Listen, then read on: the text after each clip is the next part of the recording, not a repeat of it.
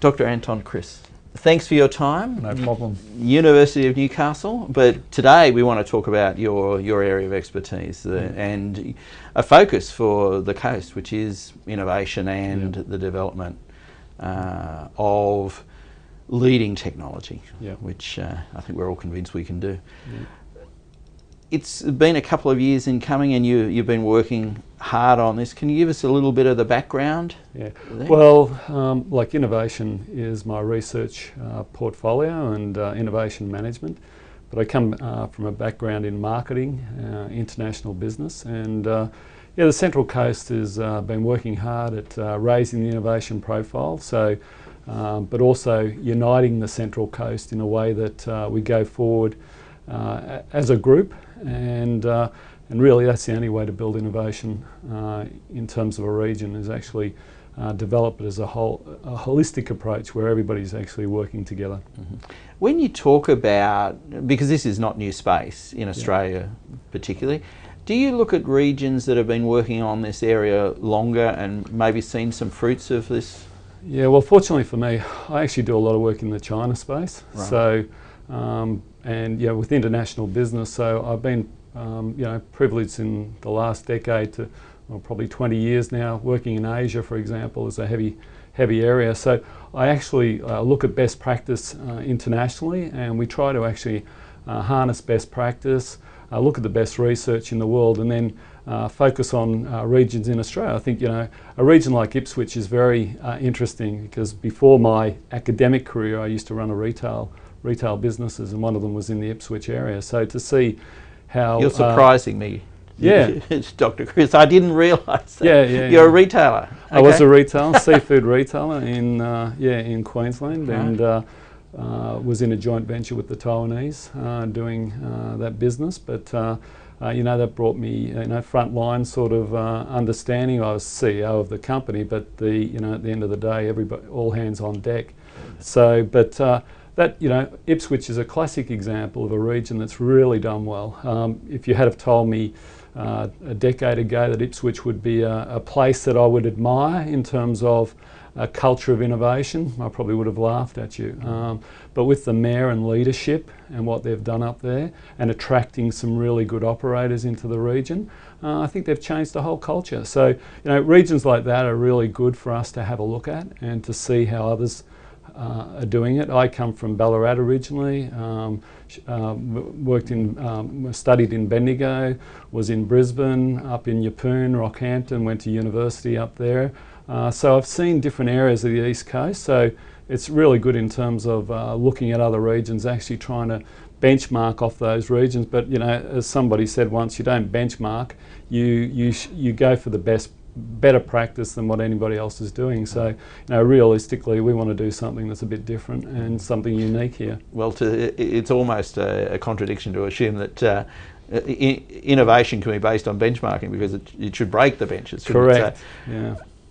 Interesting, you mentioned they had a council or a mayor that that pushed that. Yeah. We've got active local governments and trying to look at generating growth.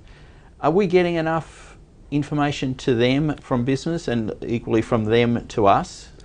I think that's an important point. I think communication, but to be fair, we did the Innovation Festival recently, which I chaired, and the mayor from Gosford and the mayor from Wyong were very active in all of those events that we held. We held over 17 events. So to say they're not connected, they are really well connected. They are understanding. What we've got to do as a region, though, is we've actually got to give them the right to be leaders, and give them the initiative to take the leadership role and actually and I think the recent broadband initiative, where they went to the federal government as a whole region, is typical of what we should be doing and doing more of, and whether that's in research or in other areas, actually looking like we are united, looking like we do have a mission and an objective, and we take that forward. So I don't think it's a lack of understanding, but it's I think council's a really difficult gig, and I think that we've got to give them the opportunity to lead. And I think, you know, one of the things that's a real, you know, a difficulty for any council is actually dealing with all the different, you know, pressure groups and all the different rationales, and you know, innovation's only one, but sustainability, but I don't see any difference. I see it actually all fit together, and what we have to do is communicate to the public that innovation is actually good for everybody. It's not just a business thing. We've been very careful about that. It's actually about, you know, what I call a ecosystem approach. So you're actually looking at ecology, you're actually looking at sustainability. It doesn't have to be one or the other.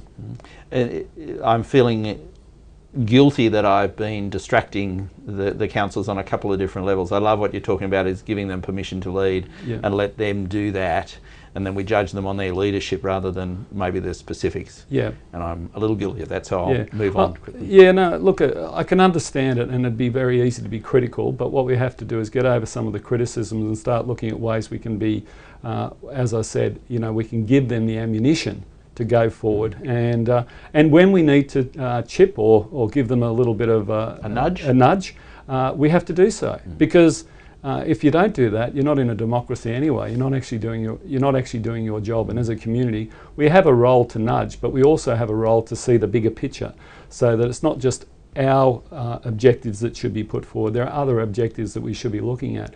So, you know, fortunately, I'm in an area like innovation where I think the objective is pretty clear, that it's actually for everybody. And you know, unemployed people will benefit from our initiative.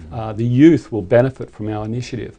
Social enterprise will benefit from our initiative. So it's not just it's not an either or, and I think that's something we need to get over in Australia. Indeed.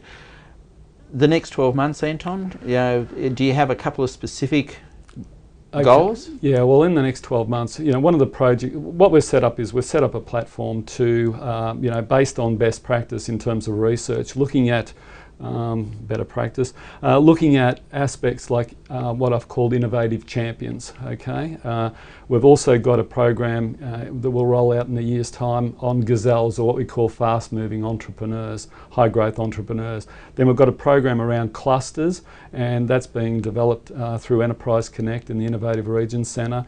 And then we've got a whole concept of monitoring this process. So I suppose I liken it to a we're not dealing with a silver bullet here, because no silver bullet will actually turn around a culture of a region.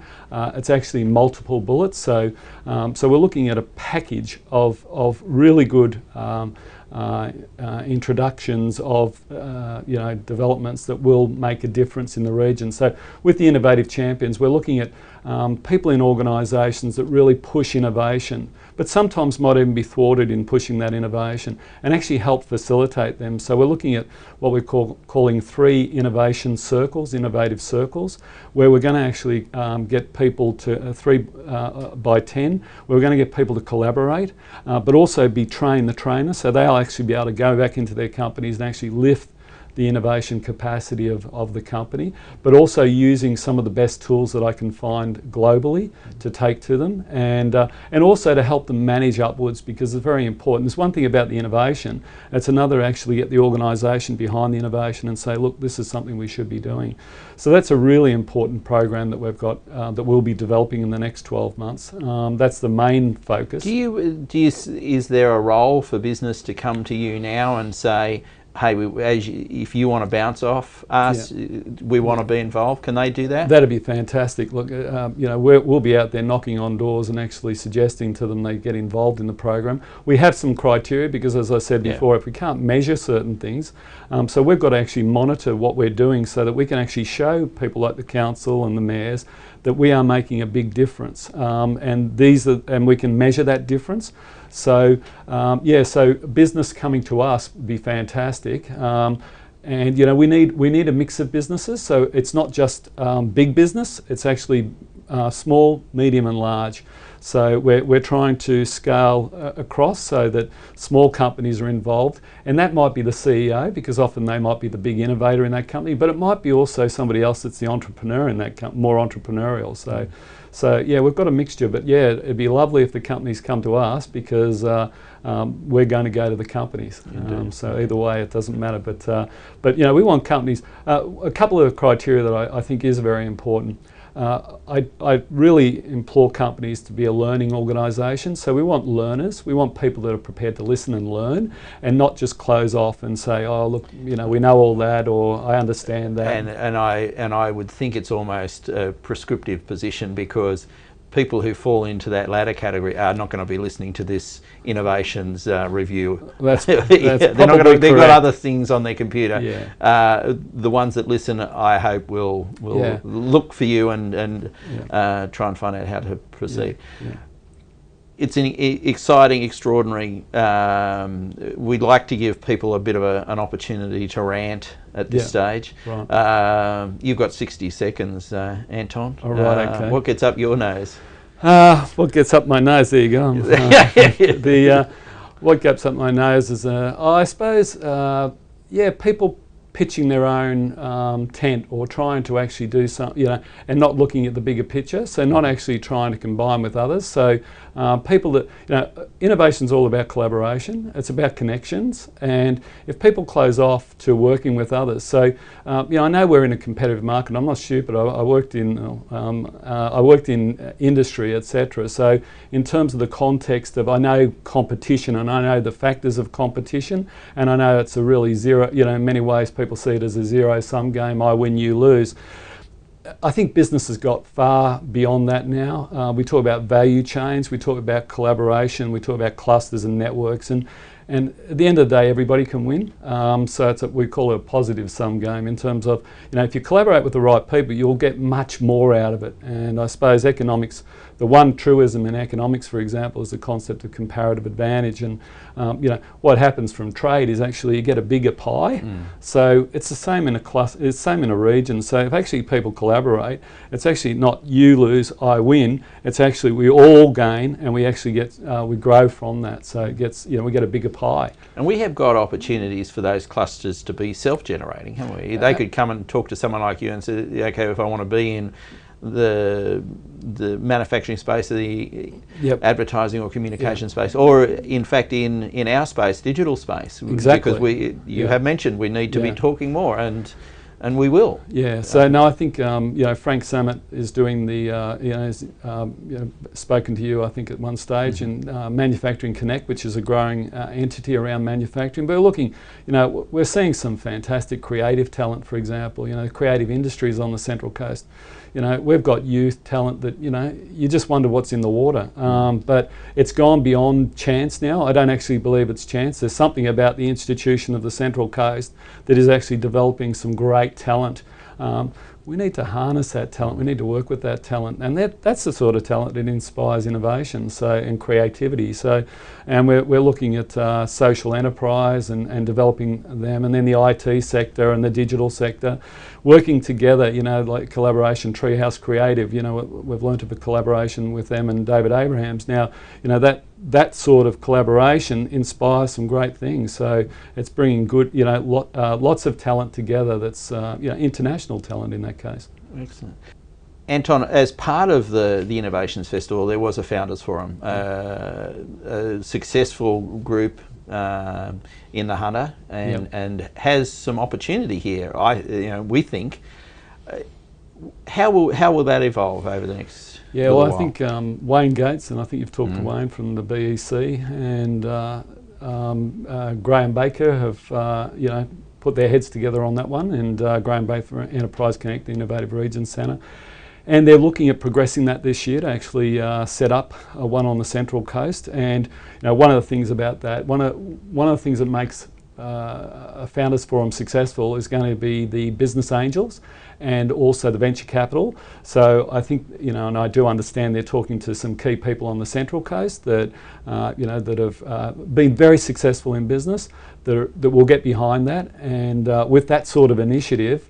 And you know, a lot of the talent that a lot of the new enterprises and the innovations are actually coming out of the Central Coast that have been featured up in the Hunter, so they'll actually get the chance to actually do that here. But we need, you know, there's a whole combination of things that needs to go there. We need to get the venture capital, the business angels, but that's well underway, and I think you'll see that happen this year in terms of that event, and going forward, and maybe doing a couple of events for the first year or so, and then building that up as we go. Fantastic. You may have heard there's a bit of a discussion about a carbon tax, and there is a significant platform of support and I think for investment opportunities available in that.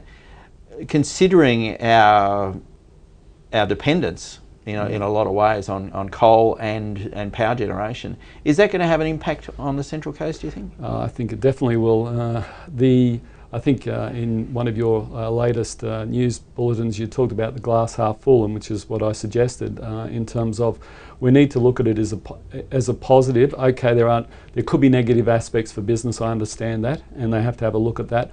But ideally, and I mentioned before that I've done a lot of work in China, so I'm very conscious of the China space, and I think people have got a really misunderstanding of that space. They don't understand what's happening in China to the level that it's happening. So the Central Coast has a really good opportunity to utilise its thinking and its knowledge to actually capture some of that market which will occur because of these exchanges, because tax will be involved and because that will raise the price. So you get alternative energies that will become economical, and we need to be at the forefront of actually taking advantage of that, not seeing it so much as, oh, that's the negative, okay, that's a problem. But China is already doing that. They're well down the track of actually utilising the technologies. And the benefit for Australia is we've got so much inventive capacity in terms of the way we think, and we need to harness that and utilise it to our benefit. So on the Central Coast we have a lot of companies with that sort of capacity that could take advantage of it. So we need to, we're aware of the tax, but also at the same time, let's get in there, look at opportunities, and let's make some inroads in those opportunities, and not just say, oh well, that passed us by. Let's say, no, we really saw something there, and we got in when we saw that it was going up, not when it's going down. That's too late. So we need to get on the right flow, going up the hill, not down the hill when it's too late. Yeah. So there is a moment of potential collaboration. Yeah, I think people talk about waves, and it's we know that's a wave. So it's a time to jump on that wave and actually harness it. Look at the opportunities, look where there's gaps, and look where we can work with other regions where necessary, like Sydney, etc., and actually try to capitalise on some of those opportunities, and don't just look at it. We know the negatives of the tax, and you'll have to pay, certain businesses will have to pay, etc., etc. But most of the decent-sized businesses have already been doing that. They've been aware of it. They've factored it in. So we've got to actually now look at, okay, how can we connect with those businesses, and how can we connect with businesses who want to go forward and actually utilise this for alternatives, etc., and actually make some real inroads. Fantastic. It is a moment for options and alternatives. Yeah, that's right. Thanks, Anton. No worries. Right.